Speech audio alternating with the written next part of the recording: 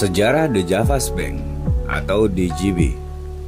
Mata uang Hindia Belanda yang diterbitkan DJB masih digunakan untuk transaksi masyarakat pasca kemerdekaan bangsa Indonesia pada tahun 1945.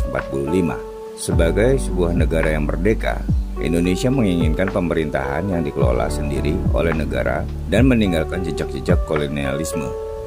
Maka dari itu, pemerintah menugaskan Bank Negara Indonesia atau BNI dan Bank Republik Indonesia atau BRI untuk menjadi bank sirkulasi yang menerbitkan dan mengedarkan mata uang Indonesia, yaitu Uang Republik Indonesia atau ORI.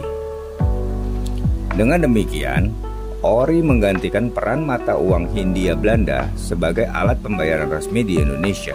Namun, sesuai pasal 23 Undang-Undang Dasar 1945, Indonesia perlu mendirikan sebuah bank sentral untuk mengeluarkan dan mengatur uang kertas.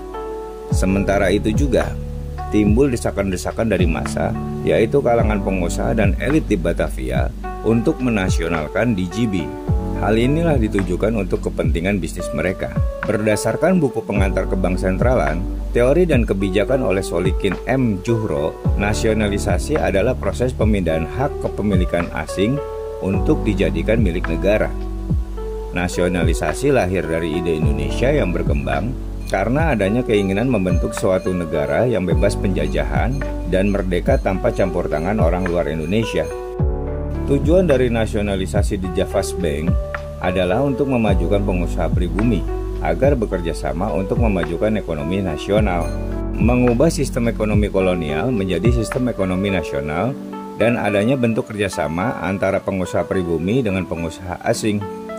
Tokoh yang pertama kali menyampaikan gagasan nasionalisasi DJB adalah Mr. Yusuf Wibisono, Menteri Keuangan Kabinet Sukirman. Pernyataan ini dibuat tanpa konsultasi terlebih dahulu dengan pihak DJB. Hal ini menyebabkan Presiden DJB, Dr. Ah Howing, memutuskan untuk mengundurkan diri. Proses nasionalisasi dari DJB berakhir seiring dengan pergantian nama menjadi Bank Indonesia, tepatnya pada tanggal 29 Mei 1953. Presiden Soekarno mengesahkan RUU Pokok Bank Indonesia menjadi Undang-Undang atau UU.